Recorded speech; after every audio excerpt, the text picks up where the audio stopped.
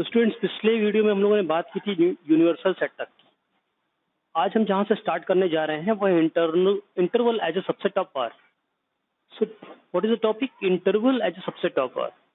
Are के जितने भी सबसेट है, आर मीन्स रियल नंबर के जितने भी सबसेट्स हैं उनके इंटरवल मतलब वो कहां से कहां तक एग्जिस्ट करते हैं, उन्हें नंबर लाइन पे कैसे शो किया जाता है, इन चीजों के बारे में हमारा डिस्कशन होगा आज। तो सबसे पहले बात करते हैं close interval. What is close interval?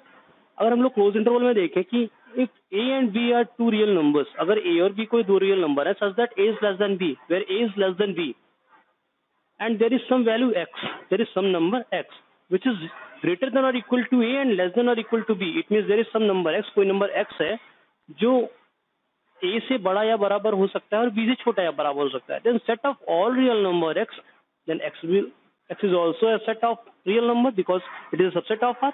ये a और b के बीच में एग्जिस्ट कर रहा है और a और b कहीं रियल नंबर है, तो वो भी अगर a के बीच में जो आने वाला नंबर x है वो भी कहीं ना कहीं अपने आप में कुछ छोटे पार्ट वाले सेट को शो कर रहा होगा, है ना। उसके अंदर भी कुछ रियल नंबर्स होंगे, कुछ रियल नंबर के एलिमेंट कंटेन करता होगा सेट x। तो इस तरह then set of all real number x is called close interval. When it is called close interval if x is greater than और इक्वल टू, x a से बड़ा या बराबर हो और x b से छोटा या बराबर हो, इस कंडीशन में हम लोग इसे क्लोज इंटरवल बोलते हैं। and denoted by this big bracket a b inside the brick bracket। तो हम लोग इसको इस तरह से डिनोट करते हैं, ठीक है। सिंपल सी बात है कि अगर हमारा कोई यहाँ पे कहीं रियल नंबर की लाइन है, इस पे a आता है और इस पे कहीं b आता है, ठीक है। तो जो हमारा एलिमेंट है x वो कहीं ना कहीं इस बीच में एग्जिस्ट करेगा, ठीक है। वो a से लेकर के b तक कुछ भी हो सकता है, इसके a के इक्वल भी हो सकता है, b से इक्वल हो सकता है, लेकिन b से बड़ा नहीं हो सकता और a से छोटा नहीं हो सकता, है ना। ये हमारी पॉजिटिव साइड है और ये हमारी निगेटिव साइड है ना। तो अभी हमारा x a से b के बीच में बिलोंग करता है, मतलब ये जो एरिया है हमारा, ये यहाँ से यहाँ तक का, ये हमारा x का एरिया है। x इस बीच में कहीं भी लाई कर सकता है ना। सबसेट ऑफ r क्यों बोला गया? कि a this is the number line for the real number, ये पूरा रियल नंबर की नंबर लाइन है। a और b इस बीच में कहीं आ रहा है तो डेफिनेटली वो इस नंबर लाइन का सबसेट होंगी, और x भी इस बीच में कहीं आ रहा है तो वो इसका भी सबसेट होगा, और ये पूरा भी अपने आप में एक सेट को डिनोट करेगा। तो इसको शो करने का जो तरीका होता है, अगर हम बेसिस में शो करें तो इस तरह शो करते हैं, A be inside the big basis, है ना। और अगर हमें नंबर लाइन पे शो करना है तो हम एक सॉलिड सर्कल यूज करते हैं। सॉलिड सर्कल मतलब कुछ इस तरह से, ठीक। सॉलिड सर्कल मतलब डार्क सर्कल, बंद हो बिल्कुल, है ना। तो इसे हम लोग सॉलिड सर्कल से रिप्रेजेंट करते हैं, ठीक है। ये सर्कल एकदम ठीक है इस तरह से। तो ये अब यहां से लेकर के यहां तक कुछ भी हो सकता है, इसको हम लोग इस तरह से हाईलाइट भी कर सकते हैं, है ना। इसको हम लोग इस तरह से हाईलाइट भी कर सकते हैं। ये ए यहां से यहां तक कुछ भी हो सकता है। हाईलाइट करने का तरीका आपका कुछ भी हो सकता है। आप इसे डार्क भी कर सकते हो, है ना। आप इस तरह सेट भी कर सकते हो। सो this is the area of x. Now what does it mean? दस ए बी अगर कोई क्लोज इंटरवल में है तो ए बी को हम लोग इस तरीके से रिप्रेजेंट करते हैं। क्लोज इंटरवल के अंदर ए बी होगा। क्लोज इंटरवल को डिनोट करने का जो तरीका है वो बिग ब्रैकेट से है, मतलब बड़े ब्रैकेट से।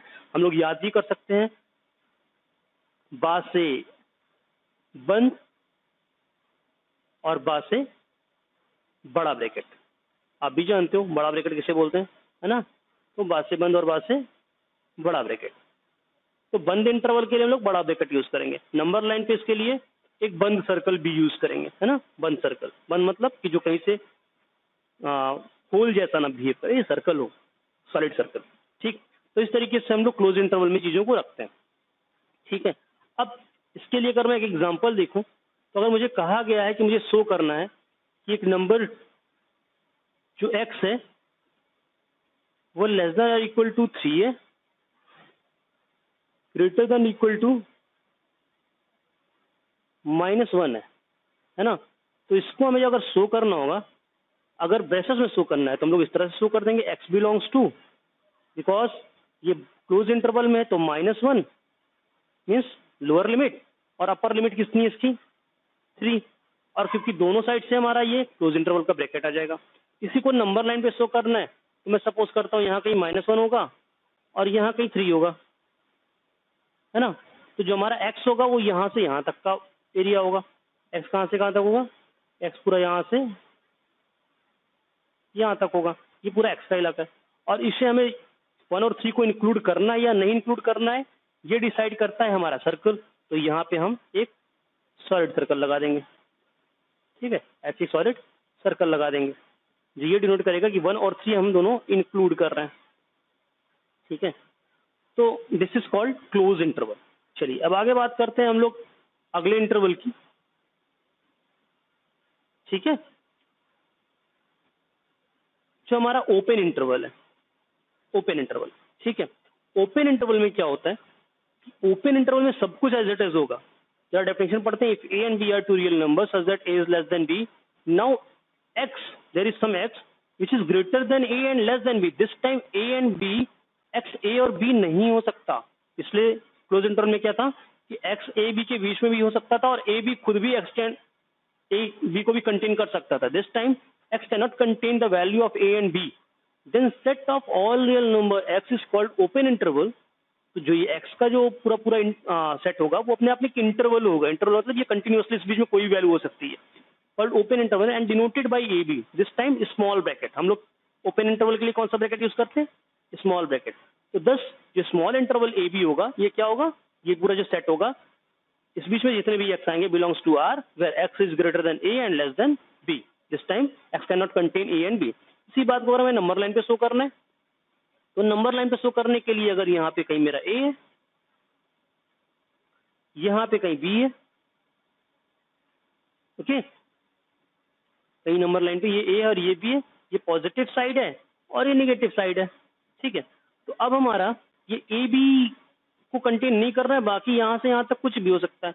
तो इसको शो करने के लिए हम लोग क्या करेंगे, इस लाइन को हाईलाइट कर सकते हैं, सेट कर सकते हैं, किसी भी तरह शो कर सकते हैं, ठीक है।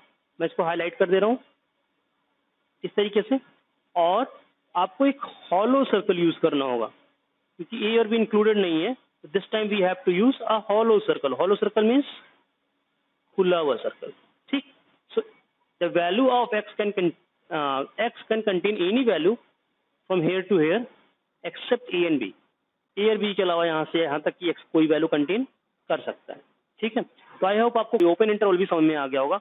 ओपन इंटरवल को शो करने के लिए अगर हम ये कहते कि मेरे पास कोई एग्जांपल है, there is some X which is less than 3 and greater than 1, तो हमें कहाँ से कहाँ तक का एरिया कवर करना होता। Suppose this is 1, this is 3, so x is here to here, okay, you can set it also।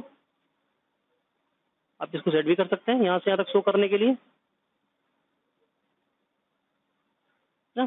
और यहाँ पे आपको दिखाना है क्योंकि 1 और 3 इंक्लूडेड नहीं है तो एक hollow circle. So this is open interval, okay। Now move to the next part, that is semi open or semi closed interval। What is semi open and semi closed interval? Semi open means आधा, जो आधा खुला हो और आधा बंद हो। तो हम लोग सीख चुके हैं कि ओपन को स्मॉल ब्रैकेट से यूज करते हैं, हॉलो सर्कल यूज करते हैं, क्लोज को बिग ब्रैकेट से और सॉलिड सर्कल से। तो आधा ओपन मतलब जो पहला ओपन हो बाद में बंद हो। तो जैसे इसके लिए हम लोग कैसे देखेंगे, दस अगर सम ए बी इज देयर, कोई रियल नंबर पे हम लोग ए बी और 2 लाइन ले रहे हैं और X is in between of A and B, X कहीं ए बी के बीच में है, X can contain the value, X can not contain A, X can contain B. मतलब इस बार ए को कंसीडर नहीं किया जाएगा एक्स के अंडर में, बी को कंसीडर कर सकते हैं। मतलब एक तरीके से हमारा, एक तरफ से हमारा क्लोज इंटरवल है, दूसरे तरीके से ओपन इंटरवल है ना। लिखा हुआ X belongs to R such that x is less than or equal to b, means it can be equal to b, and greater than 2x means it cannot be equal to a. So how we have to show them on number line? Suppose here is some A और यहाँ पे कहीं हमारा B है, ठीक। तो simple सी बात है कि जहां से जहां तक हमें दिखाना है वहां इस बीच में कहीं भी हो सकता है, तो हम इसको हाईलाइट कर देंगे, ठीक है। और क्योंकि बी हो सकता है तो बी की तरफ हम लेंगे hollow circle, sorry solid circle, B को कंटेन कर सकता है, और ए नहीं कंटेन कर सकता तो ए की तरफ लेंगे हम लोग एक हॉलो सर्कल, इधर सॉलिड सर्कल इधर हॉलो सर्कल।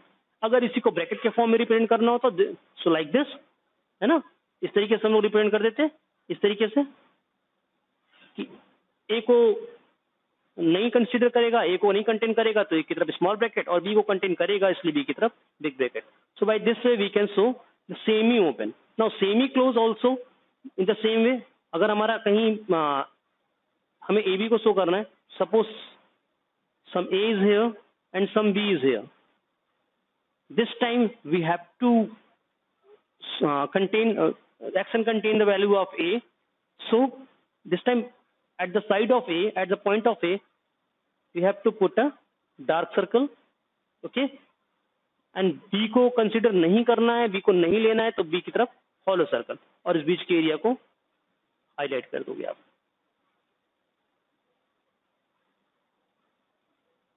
कैसे भी, ठीक है। आप सेट भी कर सकते हो, हाईलाइट भी कर सकते हो।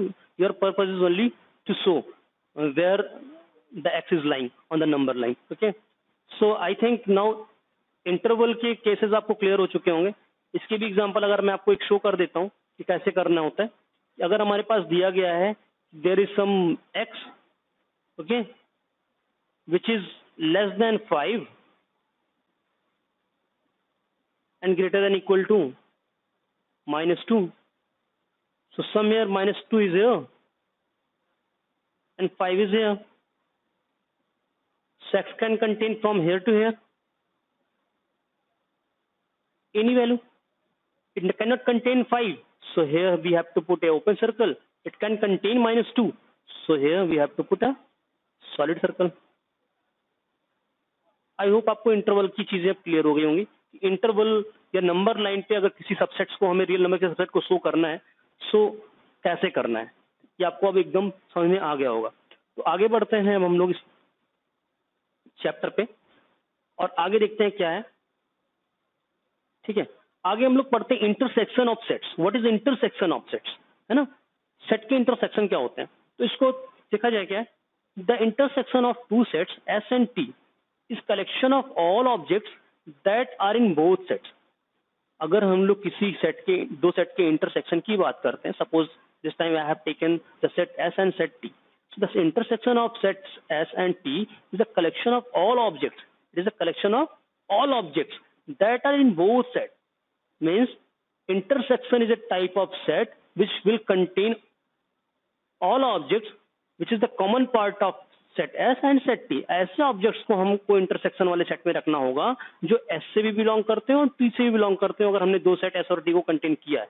And it is written and how it is written as, it is written as like this, S and S intersection T, this is the symbol S intersection T using curly braces notation।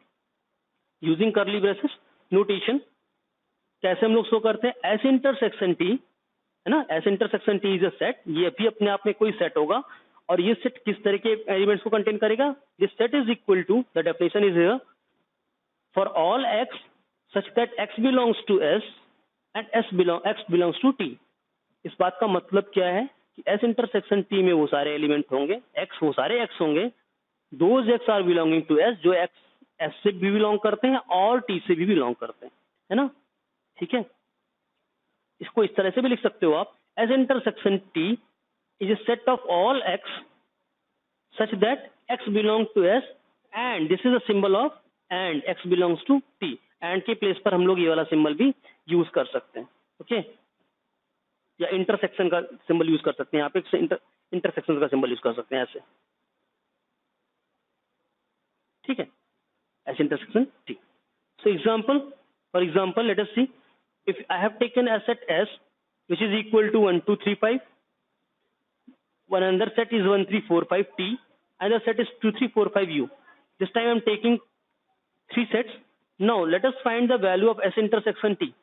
तो S intersection T में हम लोग S और T के वो सारे elements रखेंगे जो दोनों में है।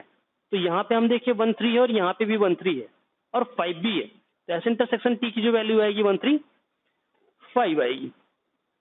टी इंटरसेक्शन यू को अगर हम लोग कंसीडर करें तो यू में है 2 3 4 5 और यहाँ है 1 3 4 5। Now common values is 3 4 5। 3 4 5 is the element which belongs to both the set T and U. So T intersection U will be 3 4 5. Now S intersection U, let us consider the S and U set. Here 1 2 3 5, here 2 3 4 5. So the common element is 2 3 5 in both the set. So 2 3 5, 2 3 5 is the element, 2 3 5 are the elements which belongs to set S and set U both. Now T intersection U. So T intersection U में हम लोग क्या रखेंगे, जो T और U में दोनों में बिलोंग करते हो वैसे एलिमेंट्स। तो 3 4 5 और 3 4 5 है ना। ऑलरेडी मैं T इंटरसेक्शन U ले चुका था एक बार, ठीक है। So by this way we can find the intersection. आपको समझ में आ गया होगा कि इंटरसेक्शन वाले सेट में अगर हम दो सेट का इंटरसेक्शन निकाल रहे हैं तो हम उन एलिमेंट को कंसीडर करेंगे जो दोनों सेट से बिलोंग करते हो। ओके, चलिए मूव करते हैं अगले पार्ट पर। Union of set. What is union of set? The union of two set S and T is the collection of all objects that are in either set. That are in either set. It is written as S union 2. S और U का symbol बना करके S union 2. So the union of two set S and T. अगर दो set S और T हम लोग ले रहे हैं तो उनका यूनियन क्या होगा? ये कलेक्शन होगा ऑल ऑब्जेक्ट्स, उन सारे ऑब्जेक्ट्स का जो दोनों सेट से which are in either set, जो दोनों सेट में बिलोंग करते हो, है ना, जो दोनों सेट में हो। ठीक है, तो इसको हम लोग अभी आगे आपको समझ में आएगा एग्जांपल के हेल्प से। It is written as S union T. Union का सिंबल ये है या big U. Okay, using curly braces notation. Curly braces notation में हम लोग कैसे तो कर सकते हैं, S union T is equal to S union T set is equal to for all x, okay, जितने भी एक्स होंगे such that x belongs to S और एक्स बिलोंग्स टू टी। मतलब इंटरसेक्शन में जहां हम लोगों ने दोनों से बिलोंगिंग देखी थी, यहाँ पर जो भी एलिमेंट एस से बिलोंग कर रहे हैं और जो भी एलिमेंट टी से बिलोंग कर रहे हैं उन सबको हम लोग एस यूनियन टी में रखेंगे। चलिए एग्जांपल के थ्रू समझ लेते हैं। Suppose S is a set 1 2 3, T is another set 1 3 5 and you is another set 2 3 4 5। तो एस यूनियन टी क्या होगा, जो एस में भी आ रहा है और यू में भी एस में भी आ रहा है और टी में भी आ रहा है। एस में हमारे 1 2 3 है और यहाँ पे 1 3 5 है, तो 1 2 3 1 3 5 ये पूरा पूरा एलिमेंट्स हम लोग कंसीडर करेंगे, लेकिन हम लोग रिपीट नहीं करेंगे। तो 1 2 3 5, okay, this is S union T. ऐसे ही अगर हम लोग एस यूनियन यू निकालें, एस और यू में देखें तो यहाँ पे है 1 2 3, यहाँ पे है 2 3 4 5। सो 1 2 3 2 3 4 5 में हमें अगर मिलाकर के कंप्लीट सेट बनाना हो तो 1 2 3 4 5। Just like T union you, T union you में हमें क्या करना है कि टी के एलिमेंट है 1 3 5 और यहाँ है 2 3 4 5। तो अगर हम दोनों का फिर से अगर यूनियन निकालें तो 1 3 5 2 3 4 5 में हमें एक बार एक कंप्लीट सेट बनाना हो तो 1 2 3 4 5। इट मींस कि यूनियन में हम जितने भी एलिमेंट एस के पार्ट हैं और टी के पार्ट हैं उन सारे एलिमेंट्स को मिला करके एक नया सेट बनाते हैं। You have to consider all those elements which are either the part of S or the part of T. So I hope union भी आपको अब क्लियर हो चुका होगा। आगे बढ़ते हैं और अब वेन डायग्राम्स देखते हैं। It is a very interesting topic, what is when diagram, है ना। हम लोगों ने यूनिवर्सल सेट पढ़ा हुआ है। अगर मैं मान के चलूँ ये कोई यूनिवर्सल सेट है, ये बड़ा वाला जो ब्रैकेट है हमारा एक यूनिवर्सल सेट को रिप्रेजेंट करता है। ये हमारा ये जो वाला पार्ट है ये सेट ए को रिप्रेजेंट करता है, बड़ा सर्कल, और ये वाला जो सर्कल है हमारा सेट बी को रिप्रेजेंट करता है ना। तो इस तरीके से हम लोग क्या कह सकते हैं कि B is a subset of A, B A के अंदर आ रहा है, तो हम लोग कह सकते हैं B is a subset of B subset of ए,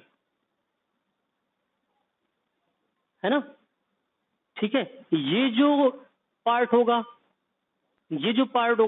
ये बी में भी आ रहा है और ए में भी आ रहा है ना। तो इसको हम लोग इस तरीके से भी कह सकते हैं कि बी और ए दोनों में आ रहा है, इसका मतलब ये दोनों का कॉमन पार्ट है, तो ये पार्ट बी इंटरसेक्शन ए को शो करेगा, है ना। अब यूनिवर्सल सेट तो हमने कंसीडर किया कि यूनिवर्सल सेट एक ऐसा सेट होता है जो ए और बी दोनों को कंटेन करेगा। तो अभी यूनिवर्सल सेट हम लोग उतनी बात नहीं कर रहे हैं, क्योंकि हम लोग एक फिगर को दिखा तो रहे हैं, शो तो कर रहा हूं मैं, लेकिन यहाँ मुझे बात करनी है आपसे ए और बी की वेन डायग्राम्स की। अगर हमारे पास दो सेट ए और बी हैं तो उनके वेन डायग्राम को हम लोग कैसे रिप्रेजेंट कर सकते हैं। तो in this figure B is subset of A and this is the part of B intersection A and this complete part of A union B. Okay, now let us move to the second figure. This was the first figure. This is second figure. In the second figure, if this is set A and this is set B, अगर एक circle हमारा set ए को show करता है, दूसरा circle B को show करता है, और ये हमारा यूनिवर्सल सेट है, इसकी अभी चर्चा नहीं करनी, तो ये क्या होगा, ये जो पार्ट होगा, ये वाला जो पार्ट हमारा होगा, ये हमारा ए इंटरसेक्शन बी का पार्ट होगा. क्यों? Because this is the common part of A intersection B. और ये जो कंप्लीट पार्ट होगा, है ना, ये जो कंप्लीट पार्ट होगा यहां से यहां तक का, कि हमने ए बी के सारे एलिमेंट्स को ले लिया है, तो ये हमारा ए यूनियन बी को सेव करेगा. यहां हम सबसेट वाली चीजों को नहीं लिख सकते. This is what A union B. So this part is A intersection B, this yellow lines, and this part is A union B. तो वेन डायग्राम के हेल्प से हम लोग यहाँ पे ए यूनियन बी और इंटरसेक्शन बी को इस तरह शो कर सकते हैं. अगर ए सर्कल से हम लोग सेट ए को डिनोट करें और एक सर्कल से सेट बी को डिनोट करें. ठीक है, तो this is the common part which is belongs to both the sets A and sets B. So this is intersection part, and this is the total part of A and B. This total area occupied by A and B. So this shows the A union B. Now ये third figure जो हमारा है, अगर ये हमारा set A है और ये हमारा सेट B है, ठीक है, ये सेट A और ये सेट B है, तो अभी हम लोग देख रहे हैं कि A और B में कुछ भी नहीं कर सकते, ना B A का पार्ट है, ना A B का पार्ट है ना. A is a different set and B is different set which don't have any common part between them. कुछ भी ऐसा नहीं है जो शेयर कर रहे हैं लोग, है ना. ये मैंने यूनिवर्सल सेट लिया हुआ है. तो यहाँ पे क्या देखा जा सकता है कि ये एक ऐसा सेट है ना A में कुछ B का कॉमन है, ना B में कुछ A का कॉमन है. इससे हम लोग डिसजॉइंट सेट बोल सकते हैं. क्या बोल सकते हैं? Disjoint set. Okay, disjoint set means, disjoint set ऐसे सेट होते हैं, मैंने आपको पहले ही वीडियो में बता दिया था, कि जिनके बीच में कोई कॉमन एलिमेंट नहीं होता. तो this is the example of disjoint sets. तो आई होप आपको क्लियर हो गया होगा कि वेन डायग्राम को हमें आगे चल करके कैसे बनाना है. वेन डायग्राम बहुत इंपॉर्टेंट टॉपिक है. आपके बहुत सारे क्वेश्चन बहुत इजीली हो जाते हैं. हमें हर एक सेट को एक सर्कल से लेना होगा. यूनिवर्सल सेट को हम लोग एक रेक्टेंगल से शो करेंगे, और जो कॉमन एरिया होगा दोनों सेट का, वो हमेशा इंटरसेक्शन को शो करेगा, और जो टोटल एरिया होगा ए और बी को मिलाकर के टोटल ऑक्युपाइड एरिया, वो हमेशा यूनियन को शो करेगा. तो चलिए आगे बढ़ते हैं अब हम लोग. Union of sets. With the help of Venn diagram, how we can show union of sets? So if this is set A and this is set B, मैंने पिछले ही स्लाइड में आपको बताया है कि कैसे आपको यूनियन ऑफ सेट शो करना था, लेकिन एक बार मैं फिर से बता दूं. तो A और B के थ्रू जो टोटल एरिया ऑक्युपाइड हो रहा है वो ये है.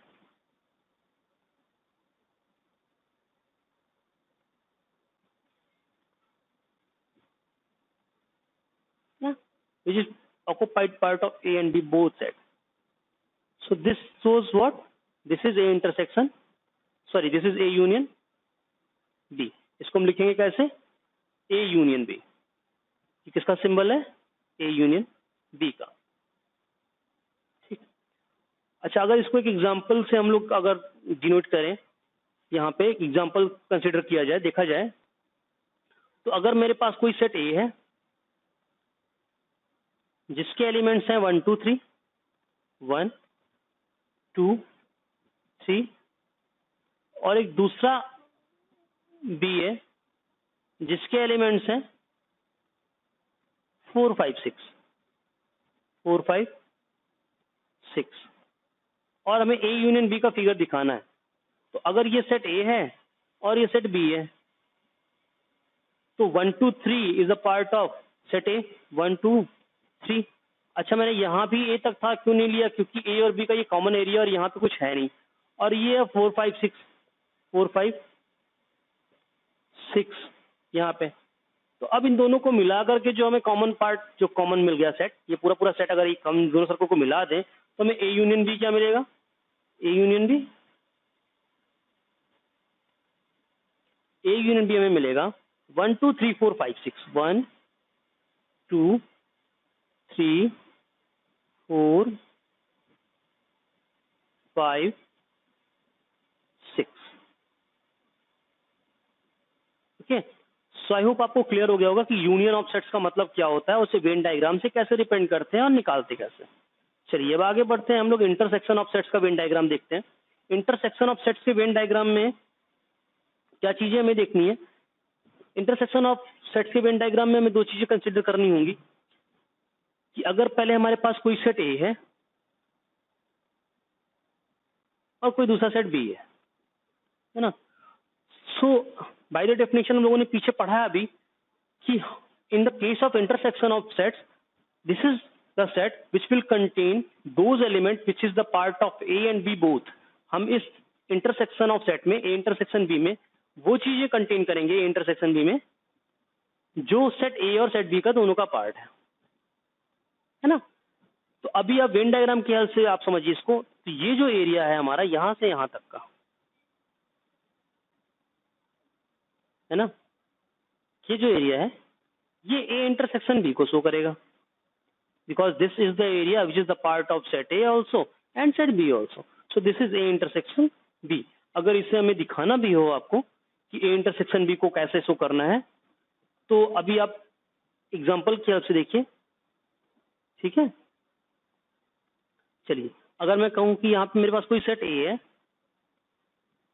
जिसके एलिमेंट्स हैं 1 2 3 और मेरे पास कोई दूसरा सेट बी है जिसके एलिमेंट्स हैं 2 3 4।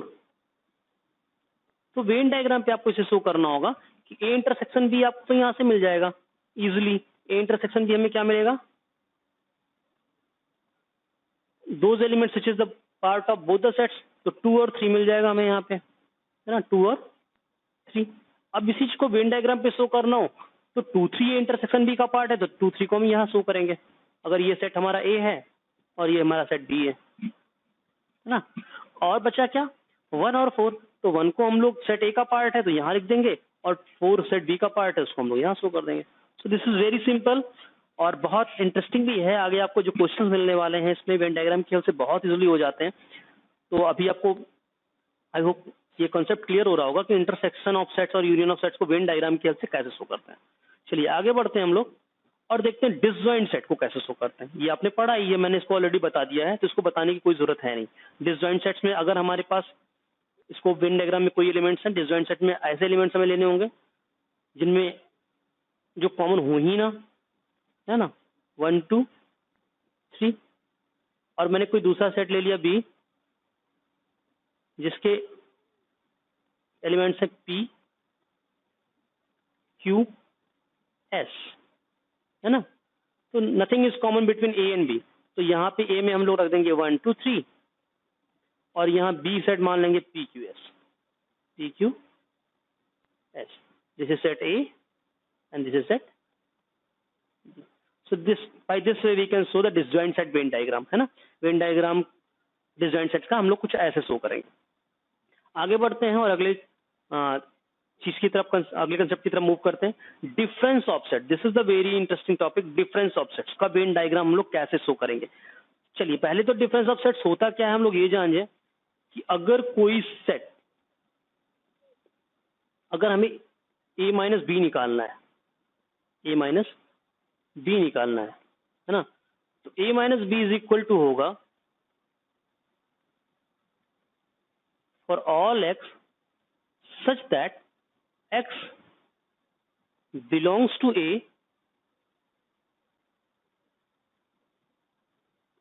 and x does not belongs to B. This difference of set is a set for all x. The x belongs to A and x does not belongs to B. वो सारे elements लेने हैं जो set ए से belong करें और set B से belong ना करें, ठीक है, जो ए का पार्ट हो और बी का पार्ट ना हो। तो अभी देखिए जितने बी के पार्ट है हमें उसे छोड़ना होगा, तो इसमें से हमें बी का पूरा पूरा सेट छोड़ना होगा, ठीक है, बी का पूरा पूरा सेट छोड़ना होगा। तो चलिए इसको समझते हैं कि हम वेन डायग्राम पे कौन से पार्ट को शो करेंगे। तो ये हमारा पार्ट यहां से यहां तक का ए माइनस बी को शो करेगा। This is the part of only A. ठीक है, ये अगर पार्ट ए को शो कर रहा है तो ये वाला हमारा बी माइनस ए को शो करेगा इन द सेम वे। ठीक है, in the same way this will show B minus A, because those elements which is lying in this area, they are the part of only B, they are not the part of set A। तो हमें अगर हम सिर्फ B के part को ले रहे हैं, A को नहीं लेंगे, तो by this definition this is the this shows B minus A and this shows A minus B। तो डिफरेंस ऑफ टू सेट्स के वेन डायग्राम को आप समझ गए। अब मैं इसके एक एग्जांपल को भी आपको शो करके दिखाता हूँ। अगर मेरे पास कोई यहाँ पे सेट A है और ये मेरा सेट B है, सेट ए के जो एलिमेंट्स हैं वो है 1 2 3 4। सेट बी के जो एलिमेंट है वो है 3 4 5, है ना, 3 4 5। तो अभी हमारे जो कॉमन एलिमेंट आ रहा है वो 3 4 आ रहा है, तो 3 4 को तो हम लोग यहां शो कर देंगे, 3 और 4 यहां शो हो जाएगा। बाकी ए के एलिमेंट्स 1 और 2 बच रहे हैं और बी के एलिमेंट्स बच रहा है 5। तो मैंने ए माइनस बी की बात की थी, which is the part of only A. So A minus B, A में से बी को हटा देना, तो ए में बी के कुछ एलिमेंट्स 3 4 हैं, तो यहां से भी ए माइनस बी हमें मिलकर क्या आ रहा है, ए माइनस बी, ए माइनस बी मिलकर के हमें आ रहा है क्या, 1 और 2। चाहे आप यहां से देख लो कि अगर इसमें से मैं बी के एलिमेंट्स निकाल दूं, और चाहे वेन डायग्राम से देख लो। So this is the A minus B. B minus A भी अगर निकालना हो तो हमें मिल जाएगा क्या, 5। बी में से अगर मैंने ए के एलिमेंट्स को निकाल दिया तो B minus A is equal to 5। By this way we can find the value of A minus B and B minus A. Okay, so I hope आपको डिफरेंस ऑफ सेट्स भी क्लियर हो गया होगा। चलिए अब आगे बढ़ते हैं। डिफरेंस ऑफ टू सेट्स के कुछ फॉर्मूले भी हम लोग इजीली निकाल सकते हैं। कैसे कि, जैसे कि अगर ये मेरा सेट ए है और ये सेट बी है, तो ये इंटरसेक्शन बी का पार्ट है, तो अगर मैंने ए में से ए इंटरसेक्शन बी निकाल दिया तो हमें ए माइनस बी मिल जाएगा, है ना। तो अभी हम लोग फॉर्मूले पे बात करेंगे अगले वीडियो में। आज मैं जहाँ तक अभी आपको बेसिक समझा रहा हूँ इंटरसेक्शन, यूनियन और डिफरेंस ऑफ सेट्स की और बाकी चीज़ों की, तो अभी हम लोग जो इस वेन डायग्राम की हेल्प से हम लोग फॉर्मूले निकाल सकते हैं बहुत ईजिली, जो आपको याद नहीं करने पड़ेंगे, वो हम लोग अगले वीडियो में पढ़ लेंगे, या फिर अभी अगर ये वीडियो ज़्यादा लेंदी नहीं हुआ तो इसी वीडियो में कर लेंगे। ठीक है, चलिए आगे बढ़ते हैं। अब symmetric difference of sets. What is symmetric difference of sets? Symmetric difference of sets is what, कि हमें वो पार्ट कंसीडर करना होता है जो कि ए माइनस बी और बी माइनस ए का यूनियन हो। ठीक है, ए माइनस बी और बी माइनस ए का यूनियन हो। ठीक है, अगर हम लोग इसको शो करें किस तरीके से लिखना है, तो हमारा सिमेट्रिक डिफरेंस ऑफ ए जो होगा उसका सिंबल होता है ए। ट्राइंगल शेप से हम लोग सिमेट्रिक डिफरेंस को शो करते हैं। A symmetric difference, sorry,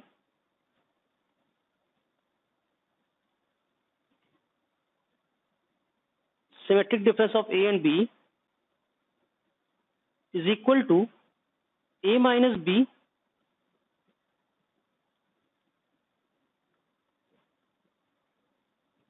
union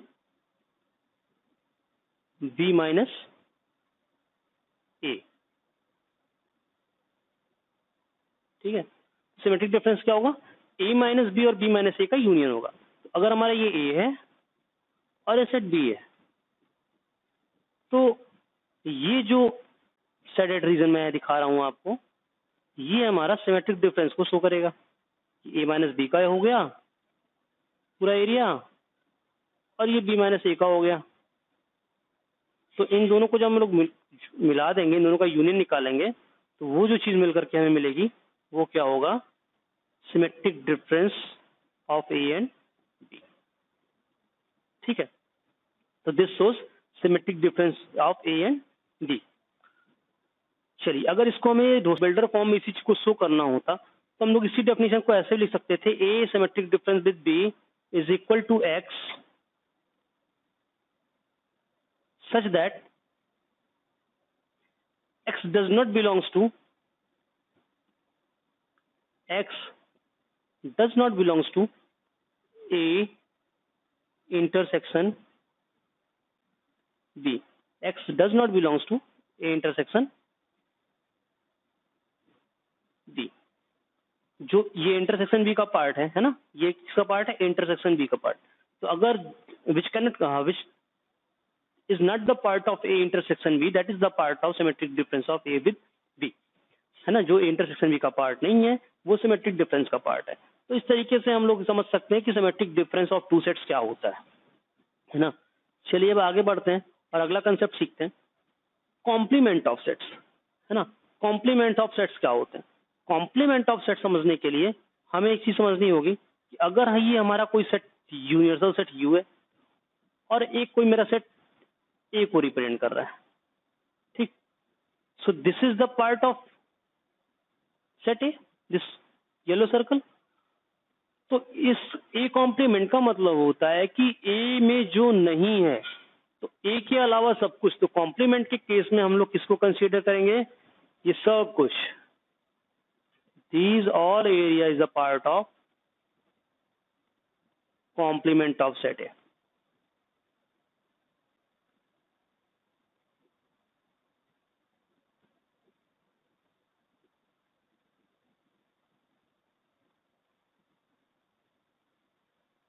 This is what?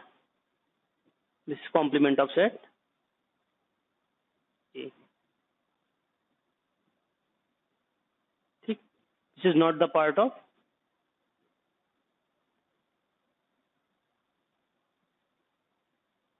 this is not the part of, है ना, ठीक है। तो अगर कॉम्प्लीमेंट ऑफ सेट्स को हम लोगों को फिर से अगर डेफिनेशन में दिखाना हो तो कैसे लिखेंगे? A complement is equal to, A complement is equal to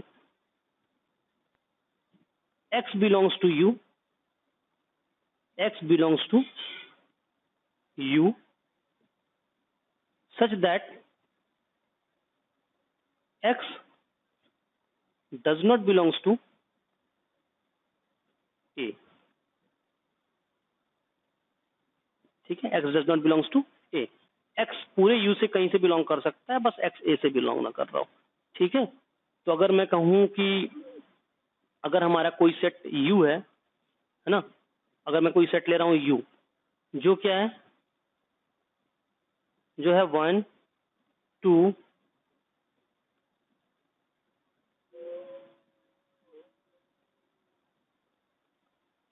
3 4 5,